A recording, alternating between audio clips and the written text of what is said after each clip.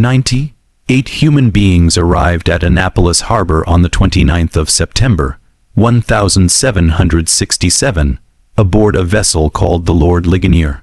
42 had perished during the crossing from Africa. Among those who survived was a 17-year-old Mandinka warrior who would spend the next 55 years refusing to forget who he was. The records from Spotsylvania County, Virginia, document the purchase of an enslaved person that October, someone given the designation Toby in the ledgers.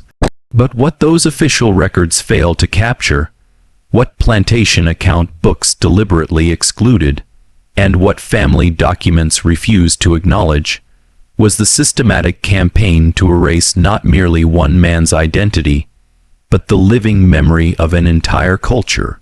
This is the account of how one African transformed the brutality designed to destroy him into a legacy that would outlast those who held him captive. What you're about to discover has been obscured by 2 centuries of deliberate silence. And the truth proves far more disturbing than anything conventional history has conveyed. Before we continue with the story of the man who became known as Toby, make sure you subscribe to my channel and activate notifications so you never miss accounts like this one. And we would appreciate knowing where you're listening from. So leave a comment telling us what state or city you're in right now. The details of what happened next come from sources that took nearly 200 years to surface and verify. The Gambia River cut through West Africa like a wound that never fully healed, carrying British vessels deeper into the continent than any other waterway along that coast. By 1767, the trading outpost established on James Island had processed tens of thousands of captured Africans through its facilities. But the demand from Virginia tobacco plantations had reached levels without precedent. The wars between local kingdoms created opportunities for slave raiders, and the British Royal African Company paid premium prices for young men with warrior training. In the village of Juffior, located 2 miles from the British fort, the Kinte clan maintained their reputation as skilled blacksmiths and religious leaders despite the constant threat of raids. The Mandinka people had endured for centuries by mastering the art of appearing cooperative, while maintaining their traditions in secret. They taught their children to exercise caution near the river, to never venture alone into the forest, and to run at the first sight of the slatties, African slave traders, who worked for European buyers. Amoro Kinte understood these dangers with greater clarity than most. As a blacksmith, he had seen the iron shackles that bound captives for transport. He had heard the stories of villages emptied overnight, of families torn apart and sold to different ships bound for unknown destinations.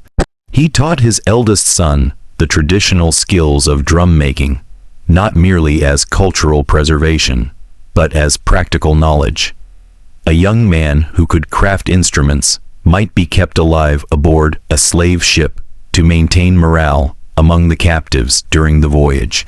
The boy's name carried significant weight in Mandinka tradition.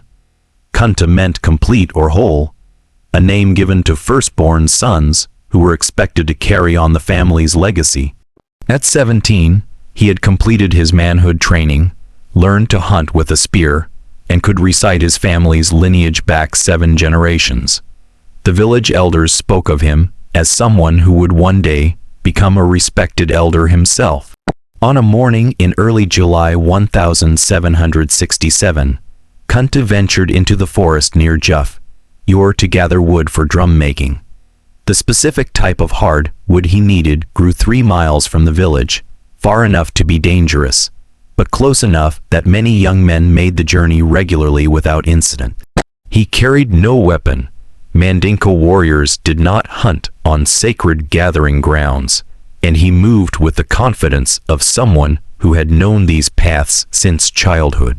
What Kunta did not know was that British officers had arrived at James Island 3 days earlier, bringing orders for a large shipment of enslaved people to fill Virginia's labor shortage. The Lord Ligonier sat anchored offshore, its captain under pressure to fill the ship's capacity of 140 captives before the weather turned unfavorable. The usual networks of African slave traders had been mobilized, paid bonuses specifically for young males between 15 and 25 years old. 4 slatties had been tracking Kunta since he left the village that morning. They were professionals, men who had perfected the art of ambush over dozens of successful captures.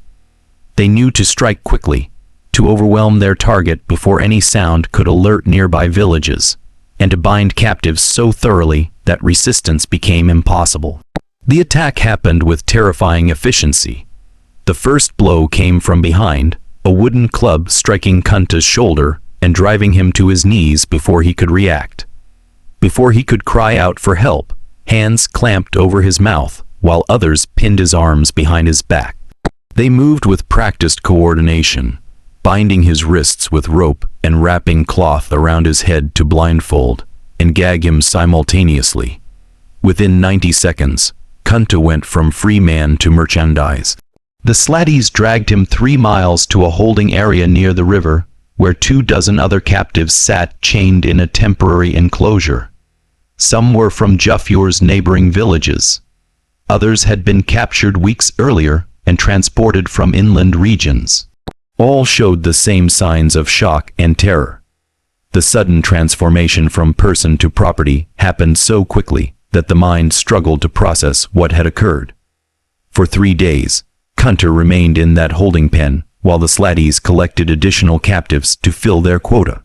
The conditions were deliberately brutal. Minimal food and water, exposure to the sun during the day and cold at night, and the constant presence of guards who beat anyone who made excessive noise or attempted to communicate with others. The psychological impact was as calculated as the physical abuse. These men wanted captives who understood immediately that resistance meant suffering, that cooperation was the only path to survival, however grim that survival might prove. When the Lord Ligonier's crew came to collect their cargo, they brought a British ship's surgeon. His job was to inspect each captive for disease, injury, or defects that might reduce their value at auction. The examination was methodical and dehumanizing, checking teeth for strength, feeling muscles for development, examining bodies with the same attention a farmer might give to livestock being purchased. Of the 30, 2 captives presented for inspection, he rejected 7 as unsuitable for the voyage. Kunta passed the inspection without difficulty. At 17 years old, he was exactly what Virginia tobacco plantations needed. Young, strong, and trained in physical labor from years of blacksmith work under his father's instruction. The British paid the slatties in rum, textiles, and iron bars, standard currency for the slave trade along the West African coast. Kunta became property of Captain Thomas Davies, recorded in the ship's manifest simply as male, approximately 17 years, Mandinka origin. The journey from shore to ship happened in small boats that carried 10 captives at a time. British sailors handled this transfer with practiced efficiency, knowing that this moment, when captives first saw the massive ship that would carry them across the ocean, often triggered desperate escape attempts. They kept everyone shackled and moved quickly to minimize any opportunity for resistance. Kunta's first sight of the Lord Ligonier revealed the scale of what was happening. This was not a raid on a single village or even a regional operation. This was an industrial process that had been refined over decades of practice. The ship was designed specifically for human cargo, with multiple decks modified to hold as many bodies as possible in the smallest space achievable. Other captives were already aboard, their faces visible through the cargo hold's small openings. The British crew herded the new captives below deck, where they encountered conditions that defied human comprehension. The slave deck measured approximately 5 feet in height, forcing everyone to crouch or lie down at all times. The space allocated for each person was roughly 16 inches wide and 6 feet long, barely enough room to lie flat without touching the person on either side. The heat was suffocating, the air thick with sweat and fear, and the breathing of too many people in too small a space. Wooden platforms divided the area into 2 levels, effectively doubling the number of captives that could be packed into each section. The crew chained captives together in pairs, right ankle to left ankle, making independent movement impossible. Additional chains ran along the walls, attaching to the ankle shackles and preventing anyone from reaching the stairs that led to the deck above. The psychological impact of these restraints went beyond physical imprisonment. They made it clear that individual survival depended on the cooperation of whoever you were chained to, creating forced dependency among people who often could not even communicate due to language barriers. Kunta found himself shackled to a man named Fanta, captured from a village 50 miles inland. Neither spoke the other's dialect fluently, but they shared enough common Mandinka roots to communicate basic needs and information. Fanta had been imprisoned for 2 weeks already and understood the ship's routines. When food came, how to position your body to avoid the worst cramps, which British sailors were most likely to inflict random beatings for no apparent reason. The Lord Ligonier remained at anchor for another week, while Captain Davies negotiated with coastal traders for additional captives to fill the ship's capacity. During this time, conditions below deck deteriorated rapidly. The British provided food once per day, a mixture of beans, yams, and occasionally fish served in communal buckets that 10 people shared without utensils. Water came twice daily in small rations that left everyone in a state of chronic thirst. The waste buckets quickly overflowed, and the crew's response was to hose down the deck once every 3 days, treating the captives exactly like livestock.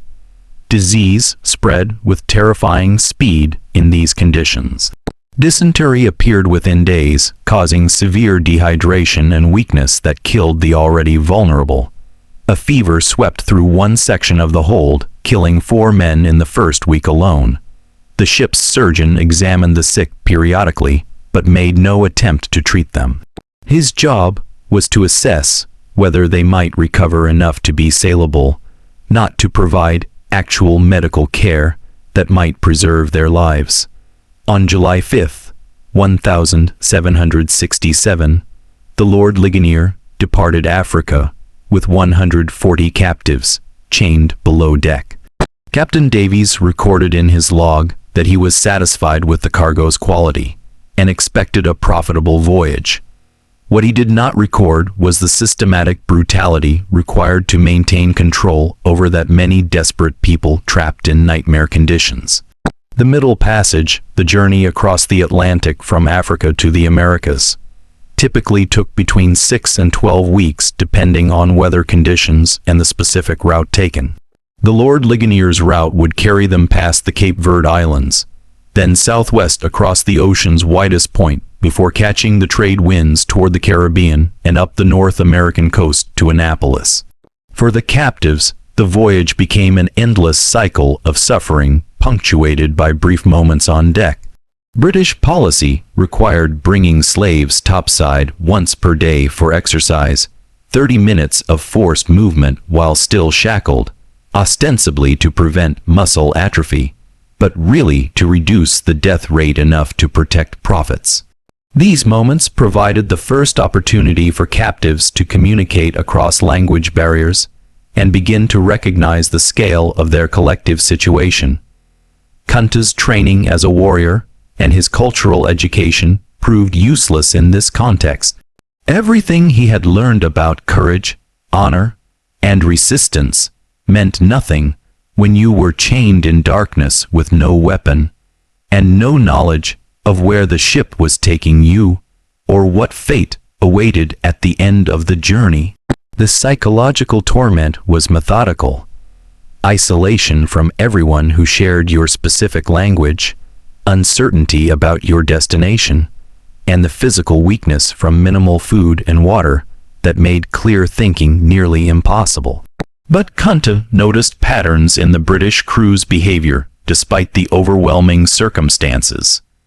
The sailors who brought food were less vigilant during rough weather when they were focused on their own safety. The deck exercise happened at the same time each day, unless storms prevented it. The ship's surgeon rarely ventured into the holds between his formal inspections. These observations meant nothing in terms of immediate escape, but they indicated that the ship's operations followed routines that could potentially be exploited under the right circumstances. Other captives made similar observations about the patterns of daily life aboard the vessel. A man named Caddy, who had been a trader before his capture, understood some English from dealing with British merchants. He listened carefully to conversations among the crew and reported what he learned to those around him who might use the information. The ship was bound for a place they called Annapolis, which some captives recognized as the Mandinka pronunciation of a settlement they had heard mentioned. They would be sold at auction to work on tobacco plantations. The British expected most of them to die within 10 years from the brutal labor conditions. This information created an impossible dilemma for those who heard it. Several captives discussed attempting a rebellion once enough of them reached the deck simultaneously. But the shackles made coordinated action nearly impossible, and the British crew was armed with muskets and cutlasses. Any rebellion that failed would result in immediate execution of everyone involved. The risk calculation was brutal. Attempt escape and almost certainly die, or accept enslavement with the slim possibility of eventual freedom through some means not yet imaginable. Kunta listened to these debates but did not participate actively. His father had taught him that warriors choose their battles based on realistic assessment of victory chances, not on pride or desperation. Everything about their current situation made rebellion suicidal. But he filed away every detail about the ship's routines, every weakness in the British crew's procedures, every piece of information that might prove useful later if circumstances changed. 3 weeks into the voyage, a fever swept through the hold with devastating speed. The same conditions that made the space hellish: extreme heat, lack of ventilation, contaminated water, inadequate sanitation, created perfect breeding grounds for infectious disease.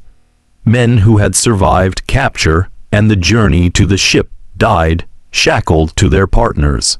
Their bodies left in place for hours, or sometimes days, until the crew noticed and removed them without ceremony. The ship's surgeon recorded each death in his log with clinical detachment. By his calculation, a 15% mortality rate was acceptable on slaving voyages. 30% required investigation. If deaths exceeded 40%, the captain would face scrutiny from the Royal African Company for mismanagement of the cargo. The dead were not people who had lost their lives. They were inventory that affected profit margins and required documentation. Kunta's partner Fanta developed the fever during the 4th week of the voyage. The early symptoms were unmistakable to anyone who had seen the disease before. Shaking chills despite the oppressive heat, severe headache, growing delirium. Fanta remained lucid enough to recognize what was happening to him, and in a moment of heartbreaking clarity, he apologized to Kunta for what would come next, knowing that Kunta would be chained to his corpse. Within 2 days, Fanta died, and Kunta spent 18 hours chained to a corpse before the British crew noticed and removed the body. The crew did not provide Kunta with a new partner. Instead, they shortened his ankle chain and attached it directly to the wall, giving him even less mobility than before. This isolation was unintentional. The crew simply had not captured enough slaves to replace all the dead, and reshuffling the remaining captives seemed like unnecessary work. But it intensified Kunta's psychological torment. For weeks afterward, He existed in a state of near total sensory deprivation, surrounded by suffering people, but unable to communicate meaningfully with anyone. Just when the survivors thought they understood the full horror of the Middle Passage, the conditions aboard the Lord Ligonier grew even worse. The weather turned violent as the ship approached the Atlantic center. And what happened next would test every survivor's will to continue living. If you are finding this account as disturbing as we have found researching it, hit that like button to support this content. Share this video with someone who should hear this history, and subscribe to my channel for more stories that need to be told. Let us continue with the nightmare that was still unfolding. The storm struck during the 7th week at sea. Atlantic storms in late summer tested even experienced ships like the Lord Ligonier. Captain Davies had crossed this route 24 times over his career, but every voyage brought weather that could turn deadly within hours. The first signs came at dawn: a sudden wind shift, clouds building on the western horizon, an ominous drop in atmospheric pressure that made the air feel thick and oppressive. Davies ordered the crew to secure all cargo and prepare for rough seas. For the captives chained below deck, this preparation meant absolutely nothing changed in their circumstances. They remained shackled in the same positions. But now the ship began to pitch and roll with increasing violence. Men who had been lying down were suddenly thrown against their chains as the vessel lurched sideways. The wooden platforms above their heads creaked and groaned ominously, threatening to collapse under the shifting weight. The worst part was the water. Atlantic storms drive waves over the deck of any ship, and on slave ships, that water had nowhere to go except down into the holds through the small ventilation grates. Within hours, 6 inches of seawater sloshed back and forth across the slave deck, mixing with waste from the overflowing buckets, and creating a toxic mixture that captives could not escape. The shackles kept everyone pinned in place while contaminated water washed over them repeatedly with each roll of the ship. Kunta had experienced tropical storms in Africa, but nothing prepared him for the helplessness of being chained during a maritime disaster. The ship would rise on a wave, pause at the crest for a sickening moment, then plunge downward with enough force to lift chained bodies briefly off the wooden platforms before slamming them back down with bone-jarring impact. The sounds were terrifying. Timbers groaning under stress, crew members shouting orders overhead, and all around him the cries of men convinced the ship was sinking, and they would drown while shackled in the darkness. The storm lasted 4 days. During that time, the British crew made no attempt to bring food or water below deck. Maintaining their own safety took absolute priority over preserving their cargo. The captives existed in a nightmare state of thirst, hunger, violent motion, and the constant fear that the next wave would be the one that broke the ship apart and sent them all to the bottom of the ocean. Several men lost their minds during those 4 days, screaming continuously until their voices gave out, then continuing to scream silently with mouths open and eyes showing nothing but terror and complete psychological breakdown. When the weather finally cleared, the ship's surgeon descended into the holds to assess the damage to the cargo. 18 more captives had died during the storm. Some from injuries sustained during the violent motion, others from drinking the contaminated water out of desperate thirst, and a few from what appeared to be purely psychological collapse, their minds simply unable to withstand the accumulated trauma. The surgeon ordered the bodies removed and thrown overboard without ceremony, then had the crew hose down the slave deck without bothering to move the survivors first, subjecting them to another drenching. The Lord Ligonier's journey illustrated the precise calculations of the transatlantic slave trade. Captain Davies had departed Africa with 140 captives. The storm deaths brought the total mortality to 42, a 30% loss rate. This was higher than Davies preferred, but still within acceptable bounds for a voyage that encountered severe weather. The Royal African Company would calculate profits based on the 98 survivors, minus the operational costs of the voyage, and determine whether Captain Davies deserved a bonus or censure for his management. For Kunta and the other survivors, the storm's end brought no relief whatsoever. The reduced number of captives meant even less incentive for the crew to maintain basic hygiene in the holds. The bodies had been removed, but the contamination remained. Disease continued to spread, now complicated by infections from the injuries people had sustained during the violent motion. The ship's surgeon provided no treatment. His job was to monitor whether slaves would survive long enough to be sold, not to actually heal them or preserve their long-term health. During the 9th week at sea, something shifted in Kunta's consciousness. The psychological weight of sustained trauma, isolation, and helplessness had been gradually eroding his sense of self. He had watched men lose their minds completely, seen death become so commonplace that bodies being removed no longer triggered emotional responses, and felt his own identity begin to fragment under the relentless assault on his humanity. But there was one thing his captors had not been able to take from him: his name.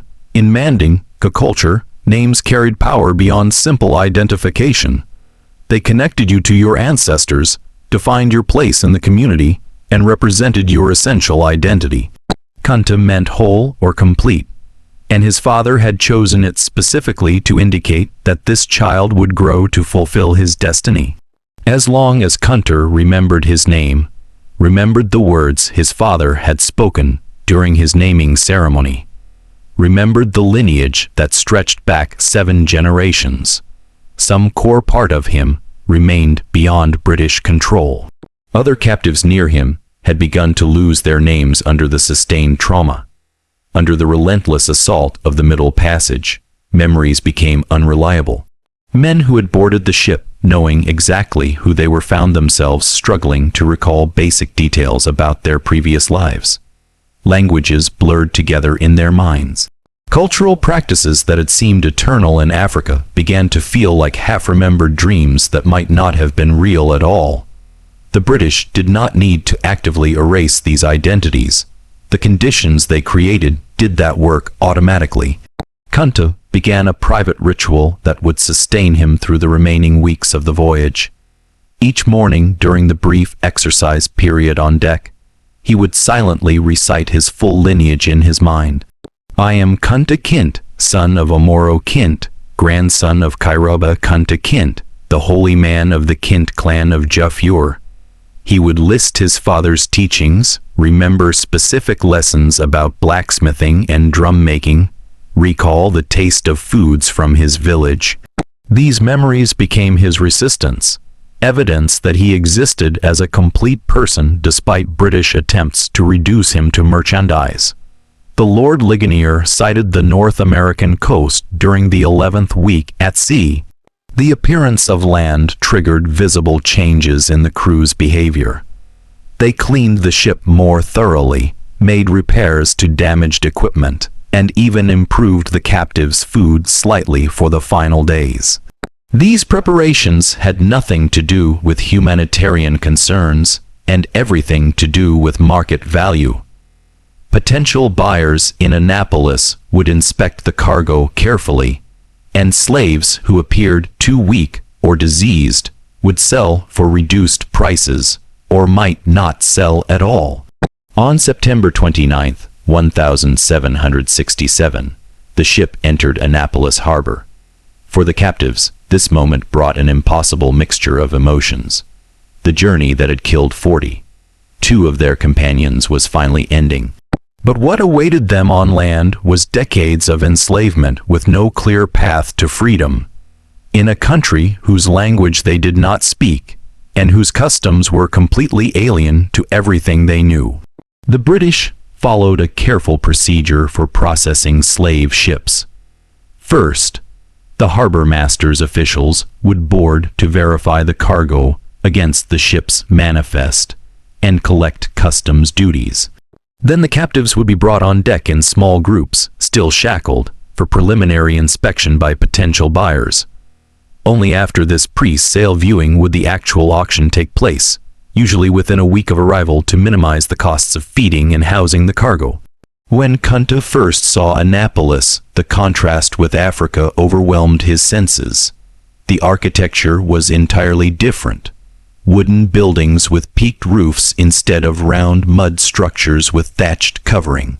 The climate felt alien, cooler and drier than the tropical humidity he had known his entire life. And the people were almost entirely white, with only a handful of Africans visible working along the docks. The Maryland Gazette published an advertisement on October 1st, 1767. Just imported in the ship Lord Ligonier, Captain Davies from the River Gambia. A cargo of choice, healthy slaves for sale at Annapolis on Tuesday, the 7th of October. That phrase, choice healthy slaves, represented the culmination of a commercial process that had transformed human beings into agricultural equipment. The 42 dead were not mentioned in the advertisement. The trauma experienced by the survivors was irrelevant to the transaction.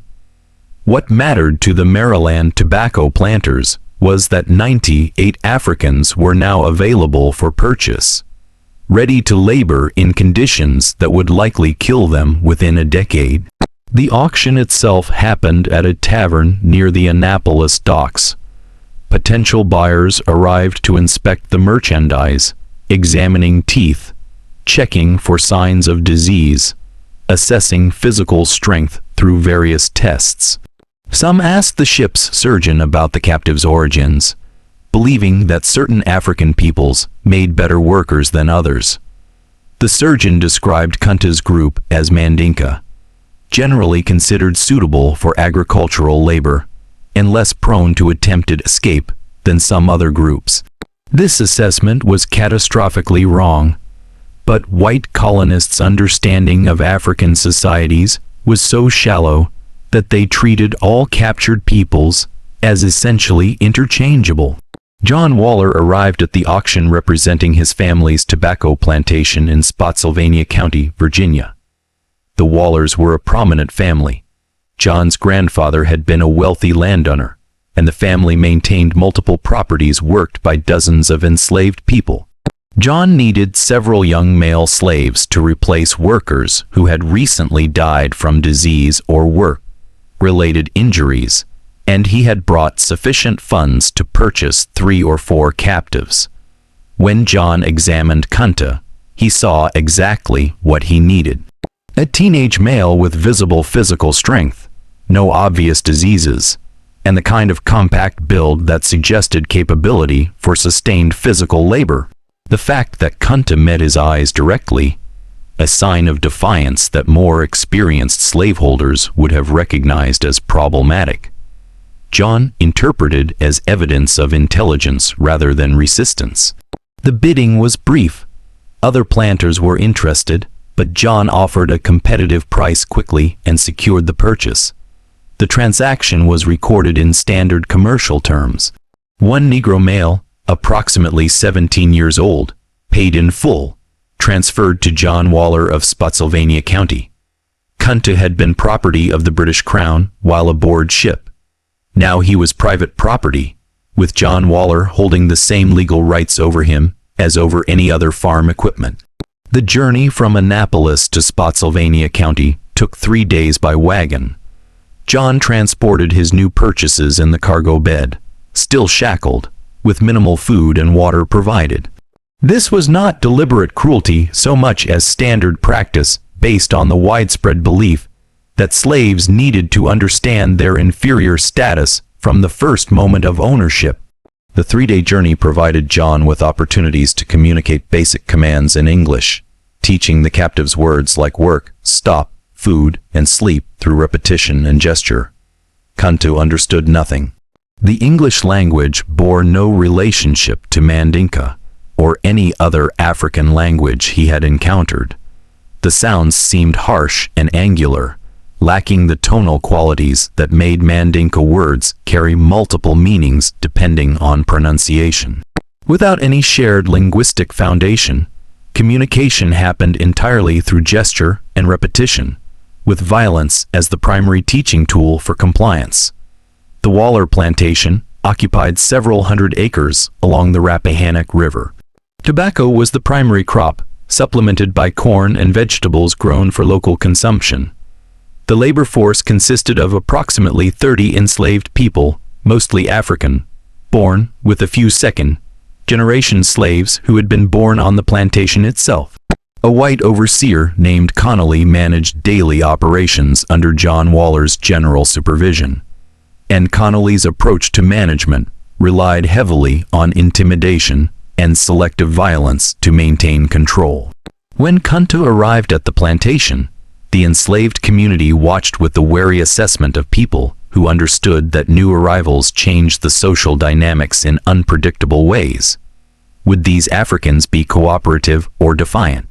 Did they speak any common language with the existing workers?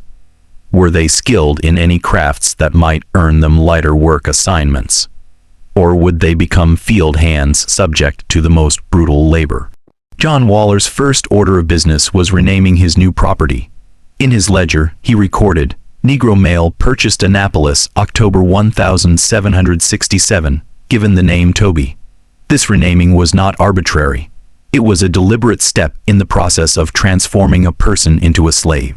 African names were too difficult for white people to pronounce, supposedly, and more importantly, they represented cultural identity that needed to be erased for the system to function smoothly.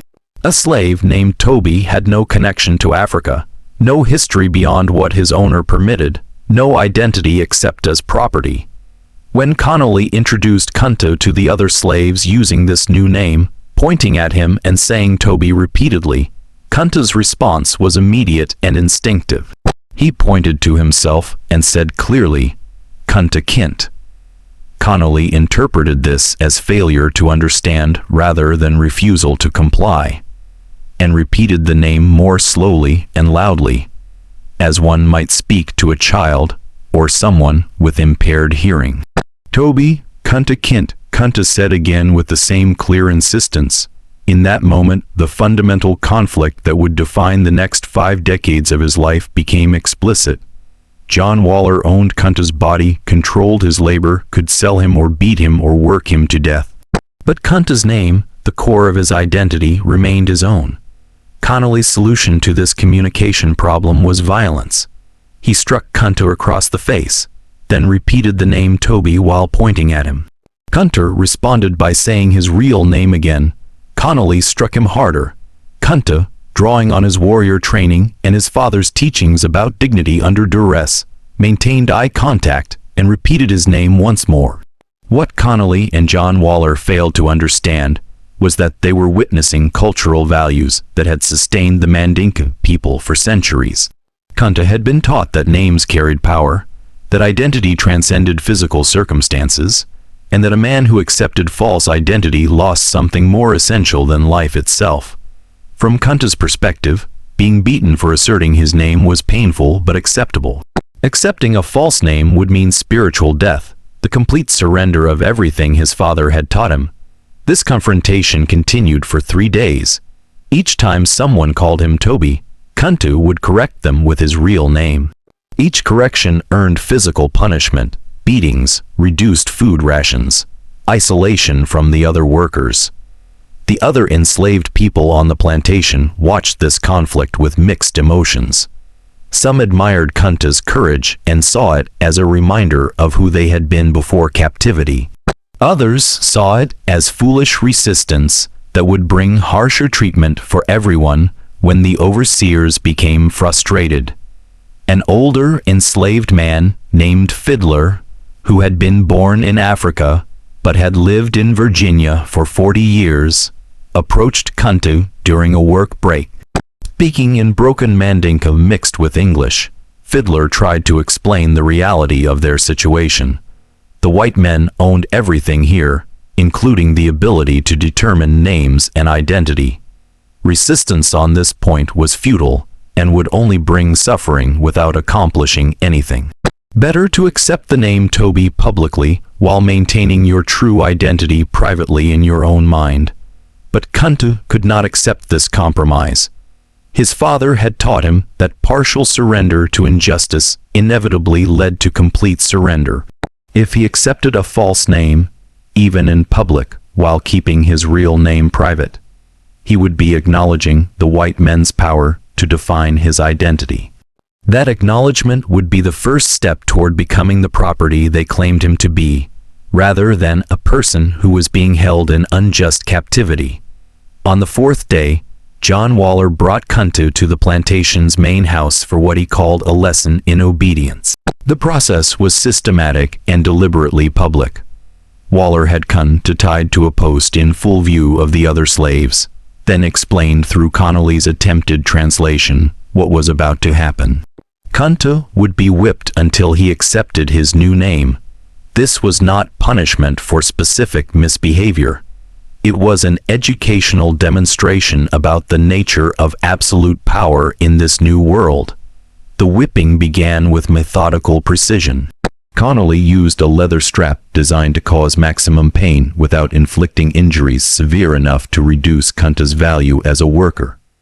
After each strike, Waller asked the same question. "What is your name?" When Kunta responded with Kunta Kinte, another blow fell.